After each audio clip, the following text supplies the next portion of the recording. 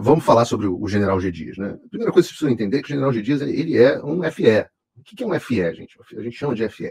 FE é o Serviço de Forças Especiais do Exército. Nós estamos falando da nossa tropa de mais elite que você tem no Brasil. Então, você pensa ali que você tem tropa regular, aí você tem os PQDs, já são uma tropa, de certa forma, uma tropa mais de elite. Aí você tem os comandos, que esses são o pessoal mais casca grossa que vocês podem imaginar. Tá? Os comandos são os caveiras, são os caras mais casca grossa, treinamento muito forte, selva, mar, tudo que vocês podem imaginar, fazem o treinamento lá do BOP no Tropa de Elite no filme parecer fichinha. Um treinamento muito duro. São tropas muito capazes, talvez uma das melhores tropas de selva que a gente tem. Depois disso, depois que termina o curso de comandos, aí tem Forças Especiais, que é um curso mais cerebral. É um curso onde você aprende informação, contra-informação, infiltração, guerra irregular. É um curso mais cerebral. Dizem que você não dá um tiro. Eu não sei se é verdade, mas dizem que você não dá um tiro no curso de comando. E o general G. Dias, no curso de FE, perdão. O general G. Dias é um general FE das antigas. Tá? Serviu como capitão, tenente e tal. Depois, o pessoal diz que ele sumiu, que ele não voltou para as Forças Especiais, e há um certo preconceito em relação a esse tipo de coisa. Uma dos sumiços dele é que ele foi o chefe de segurança do GSI no primeiro governo do Lula. Tá? Ele foi o chefe da segurança no primeiro governo do Lula. Ele era um cara fortão quando era novo e tal, mas nunca foi visto também como um cara de tanta inteligência, mas era um cara muito casca grossa. E ele foi lá trabalhar com Lula. Ele foi para lá trabalhar para Lula como coronel full, e depois ele acabou muito conhecido. As pessoas, se vocês procurarem as imagens na internet, vocês vão ver fotos dele que ficou com a fama de o sombra do Lula. Ele carregava a pasta do Lula. Né? E daí, você tem que entender como é que funciona normalmente para você virar general. É muito difícil. É muito difícil. E uma das questões é que você tem que ser um cara muito bem classificado nas provas. Na mãe, tudo mais. Sempre, etc. E o general G. Dias, na época coronel G. Dias, não era um cara muito bem classificado. Nunca foi um cara muito bem classificado. Só que ele era muito próximo do Lula. E o Exército Brasileiro, naquele momento, viu como se fosse um bizu. Cara, ele foi desenvolvendo uma amizade pessoal com o Lula, muito além da questão da segurança. Ele foi desenvolvendo essa coisa ali. Ele tinha uma função que era atendia telefone, fazia uma coisa meio de ajudante de ordem, ao mesmo tempo que fazia a função de segurança. Ele era muito mais que o segurança, ele era o confidente. Então o Exército naquela época pensou com a seguinte mentalidade: tudo bem, o cara não é classificado, mas se a gente promover esse cara, ele vai ser um cara nosso lá dentro do Lula. E o Exército entendia que o Lula tinha uma hostilidade ao Exército. O Lula foi tentando conquistar os generais, mas entendia, havia essa tensão. Né? Acho que, se eu não me engano, o comandante na época, acho que era o general Enzo. Não sei se você lembra do general Enzo, ele parecia um padre, ele ficava ali isolado e tal, era um cara morto pra caramba. E enxergaram naquele momento que o G. Dias era um ponto de interlocução, seria um ponto de interlocução. Então aí eles promoveram o G. Dias a general para ele ficar ali como oficial de ligação. Então, inclusive foi uma mudança, onde o chefe de segurança passou a ser general. Né? E o G. Dias ficou com o Lula, os 2 mandatos do Lula, se eu não me engano, e depois ficou com a Dilma também na transição. Gerou muita insatisfação para ele ser promovido naquela época. Essa coisa de a quebra da tradição do Exército, um general que não era bem classificado, ser promovido por influência, pedido do Lula, isso foi, na época, já muito mal visto dentro do Exército. Um coronel mediano ser promovido. Porque ele, de novo, para você tem que ser um cara diferenciado dentro do Exército para virar general. Qualquer general. Mas aquela coisa, dizendo que o cara é nosso, FE, está fazendo articulação, quase que um lobista do Exército dentro do governo Lula. Só que isso para ele ser general de brigada. Aí a coisa fica mais complexa ainda. Eu estou falando isso para vocês entenderem a influência do Lula para que o general, o G. Dias, tenha chegado onde chegou como general de divisão. Para você ser promovido de general de brigada para general de divisão, você tem que ter comandado uma brigada. Não é nenhuma coisa assim tão surreal do Exército, né? Mas é o final das contas. Mas o general G. Dias não comandou nenhuma brigada, porque ele estava lá com o Lula. E ainda assim, por influência do Lula no Exército Brasileiro, com a esperança do Exército, dele fazer esse lobby e tal, ele é promovido a general de divisão. E, nesse momento, ele já era um cara Lula Futebol Clube. Estamos falando aqui de um cara que... eu não me lembro se foi... Aí realmente não sei se foi no final do governo Lula ou no início do governo Dilma, mas a gente está falando de um cara que já fazia campanha para o PT. Assim, a ponto de reunir oficiais do GSI, ou vivo de fonte primária, na eleição da Dilma, para falar que tinha que votar no PT, que era certeza de que as coisas iam ficar como estavam, que usava essa frase: o Lula tem um coração enorme. A gente está falando de um cara que é irmão do Lula, irmão, brother. Não é uma situação, não é um cara que tinha alguma relação, não. Não está falando de um cara muito próximo. Inclusive, diziam que ele era um cara que ajudava a encobrir as cagadas do Lula. Né? Então, essa saiu. Depois ele saiu, mandaram lá, acho que foi o general Amaro, que era um general de brigada, um cara 01 de turma e tal, inquestionável. Acabou até general 4 estrelas. E agora está o general Márcio, eu acho que é um general de brigada também. Então, acho que o posto ficou como um posto, né, da segurança, ficou como um posto de general. E o G. Dias, inclusive, foi comandar uma divisão, acho que no Nordeste, Salvador, e tem um episódio engraçado que vocês podem procurar, tá na internet, que era no governador Jacques Wagner, um motim da PM contra o PT, uma manifestação, né? O Jacques Wagner decretou GLO e tudo mais, o G. Dias desceu, saiu, foi no meio dos manifestantes apaziguar a situação, era aniversário dele, os manifestantes lá deram um bolo para ele chorou. O Jacques Wagner ficou puto, porque ele queria que tivesse uma postura mais dura, brigou com ele, pediu a cabeça, ele ficou ruim com o Jacques Wagner, que era próximo do Lula e tal. Isso foi uma puta queimação dentro do exército, ele recebendo um bolinho, chorando com os manifestantes, e por aí vai. Então, esse é o general G. Dias. Vocês saberem quem é essa tese da Gleisi Hoffmann, vocês vão entender que é absolutamente sem pé nem cabeça. O que o general G. Dias fez é o que o Lula fez, o que o Lula mandou fazer. Não tem a menor dúvida disso. Agora ele pediu demissão, deu uma entrevista dizendo que tinha sido traído e tal. Ele falou assim: eu entrei no palácio depois que o palácio foi invadido e estava retirando as pessoas do 3º e 4º piso para que houvesse prisão no 2º. Peraí, general. Domingo à tarde, perdão, o palácio foi invadido. Como é que o senhor chegou lá? As ruas estavam bloqueadas e tal. Aí o senhor chegou lá, o palácio sendo invadido, o senhor entrou sozinho com meia dúzia de agentes, no auge aí dos seus 70 e tantos anos, 73 anos, ou 72. Aí o senhor viu o patrimônio, entrou lá, viu o patrimônio sendo quebrado e tal, e não fez nada. Vocês pensem aqui comigo. Um grupo de golpistas criminosos, enfurecidos, entram no palácio para, segundo a mídia, fazer uma tomada do poder. E aí o senhorzinho lá com 73 anos vai lá ver qual é, para ter papo, uma vez ganhar bolo. Transita pelo palácio com uma calma absolutamente impressionante, abre porta. É isso mesmo que o general quer convencer a população? Ou será? E aí entro no campo dos meus questionamentos. Será que o general sabia o que ia ocorrer?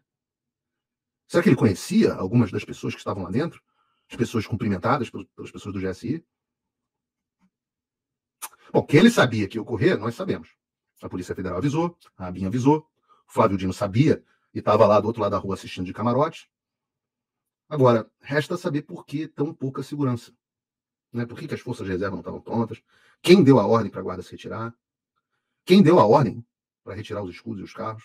Porque se vocês repararem nas imagens, não há uma pressão violenta quando as forças de segurança se retiram. Reparam que em um dado momento, dá para ver nas imagens, as forças de segurança chegam com um extintor de incêndio em um grupo na porta dos elevadores e sai todo mundo correndo. Sai todo mundo correndo. As pessoas não recuam com água mineral, não recuam com cumprimentos dos militares do GSI, mas com o extintor de incêndio do segurança sai todo mundo. Todas as pessoas desarmadas. Num dos depoimentos, um dos militares fala: não, eles tacaram pedras. Eu falo: uau, pedras? Pedras? Caramba! Quem poderá contra pedras? Né? Qual o papel, qual o tamanho do papel do general G. Dias e de outros militares do GSI nessa história? Porque tem mais militares ali, né? Além do major que aparece distribuindo água, o José Eduardo Natália de Paula Pereira, aparece, e eu recebi essa informação, mas eu não tenho confirmação, então espero que alguém confirme. É bom que a audiência possa fazer essa confirmação, muita gente do Exército assistindo e tudo mais. Parece que uma das pessoas que aparecem na imagem é o coronel de infantaria André Luiz Garcia, turma de 92. Ele é o coordenador geral de segurança das instalações, CGSI. E o militar de colete do GSI que aparece segundos antes seria o tenente-coronel que substitui o coronel Garcia. As pessoas devem checar, para que eu não esteja comentando nenhuma leviandade, então não é uma afirmação, porque a CNN optou por não identificá-los, mas consta que seria o tenente-coronel Alex Marcos, o filho do general Marcos. Foi o que me disseram.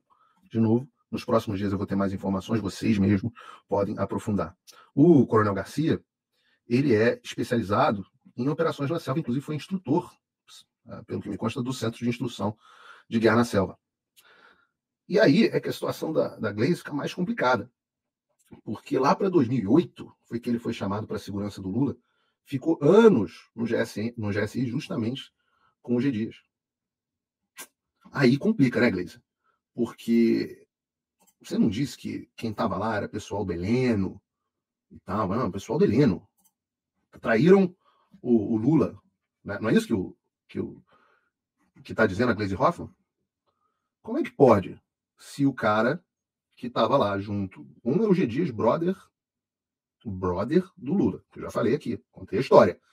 Amizade de, sei lá, décadas. 30 anos, 20 anos, não sei. O outro trabalhou com o G. Dias no governo do Lula. Estava infiltrado do Heleno lá desde aquela época. Ficou complicado, né? E aí, pior ainda, porque vocês lembram das mensagens vazadas mostrando para o GSI liberar o pelotão de choque? Vocês lembram que agora há pouco eu falei, poxa, por que não tinha? Cadê onde é que estava o pelotão de choque? Então, essas mensagens vazadas eram justamente do Coronel Garcia. Justamente. E eu vou mostrar, para refrescar a memória de vocês, aqui a reportagem. Deixa eu ver se eu melhor. Ótimo. A reportagem da Veja, que fala o seguinte. Aqui, ó, a reportagem da Veja. Mensagens obtidas por Veja mostram a negligência do GSI nos atos golpistas. Você vê que é uma reportagem bem isenta. Atos golpistas. O Gabinete de Segurança Nacional avaliou que a manifestação não representava risco de dispersão e reforço e não agiu para proteger o Palácio. E aí, na mensagem, você tem aqui, ó, o GBP, unidade treinada para defender as instalações do Palácio do Planalto, tem sempre pelo menos um pelotão de prontidão para agir em caso de necessidade, especialmente quando há algum tipo de manifestação ou situação de risco no horizonte. Verdade. Por razões ainda não esclarecidas, o GSI, mesmo alertado sobre os riscos da manifestação, dispensou a tropa, que se estivesse a posto poderia ter evitado a invasão e a depredação do prédio público. Aí tá aqui, a Veja teve acesso a mensagens trocadas entre o GSI e o Comando Militar do Planalto às vésperas da invasão. Mostram de negligenciamento, blá, blá, blá, blá. Aí aqui, o coronel André Garcia, coordenador de segurança, informa que a situação é de normalidade. Estranho. O GSI sabia das manifestações programadas, sabia das convocações para ações violentas e foi informado pela ABIN, lembra? A ABIN, sobre a possibilidade de invasão de prédios públicos, mas ainda assim não viu necessidade de reforço. Ora, alguns dias antes, ou um pouco tempo antes, no mês anterior, nós tínhamos tido quase que uma invasão do prédio da Polícia Federal, por um grupo que até hoje não foi bem identificado. Lembram? Pela ocasião da prisão do Cacique Sererê. E aí vem essa mensagem aqui. Essa mensagem, 6 de janeiro de 2023, 2 dias antes, sexta-feira, 14h59, 2 dias antes da invasão do Palácio do Planalto. Boa tarde, senhores. Haja vista a previsão mínima de manifestações para os dias 7, 8 e 9 de janeiro de 23, sábado, domingo e segunda-feira, o SCP considera a situação de reforço do CMP como normalidade. No entanto, uma vez que o final de semana é o primeiro do novo governo, os órgãos de inteligência estarão monitorando a capital. Qualquer mudança de cenário informaremos de pronto, de modo que as OMs de reforço possam ter tempo útil para mobilizar seus efetivos. Daí, 6 de janeiro de 2023, essa unidade treinada, há uma resposta dizendo: boa tarde, senhores. O SCP agradece o apoio dos dragões no dia de hoje. O pelotão de choque pode ser liberado da prontidão. E aí, no dia 8 de janeiro, 11h54, 1h e pouco, ao perceber a presença de manifestantes em frente ao Congresso Nacional, o GSI pede ao CMP o envio de pelotão de choque. Naquele instante, informa que havia apenas 15 agentes protegendo o Palácio do Planalto. 15 agentes protegendo o Palácio do Planalto. O amigão do Lula. O Lula tinha inventado uma viagem de última hora, o Flávio Dino estava de camarote, segundo o próprio, assistindo, e o GSI tinha mantido 15 agentes e liberado o pelotão de choque.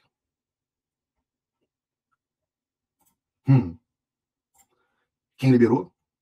Justamente o Coronel Garcia, que apareceria, ele seria a figura ali que estava de camisa branca, apareceria ali nas imagens. Então, nós temos alguns militares do GSI, alguns forças especiais, algumas operações na selva, pessoas extremamente preparadas, que inclusive conhecem o conceito de guerra irregular, de guerra híbrida, sabem o que é uma operação de false flag, sabem o que é propaganda. Eles conhecem. Todos esses termos sabem que é guerra de quinta geração. Então, se alguém fosse executar um tipo de operação de guerra regular desse tipo em outros países, do ponto de vista militar, no Exército Brasileiro, seriam pessoas assim. Então, eu me pergunto, vocês devem se perguntar, será que eles foram simplesmente bundões, despreparados? Será que eles foram cúmplices? Ou será que eles foram autores? ou coautores. Quem foram os autores? Quem mobiliza uma operação dessa forma? Eu não sei. Eu realmente não sei. Se eu soubesse, eu juro para vocês que eu diria aqui. E eu acho que nós temos como descobrir. Oi, tudo bem? Essa altura você já deve estar sabendo que censuraram e desmonetizaram todas as minhas redes sociais no Brasil, além de bloquearem minhas contas bancárias e até cancelarem meu passaporte. Então, se você gosta do meu trabalho e acha que vale a pena apoiá-lo para que ele continue, eu te convido para clicar no link aqui embaixo e acessar o meu Locals. Lá você tem acesso de graça a todas as minhas postagens, sem censura, mas também tem conteúdo exclusivo para membros pagos. E membros premium podem, inclusive, trocar mensagens comigo, além de outros benefícios. Dê voz a quem te dá voz, que a gente não vai parar. Obrigado.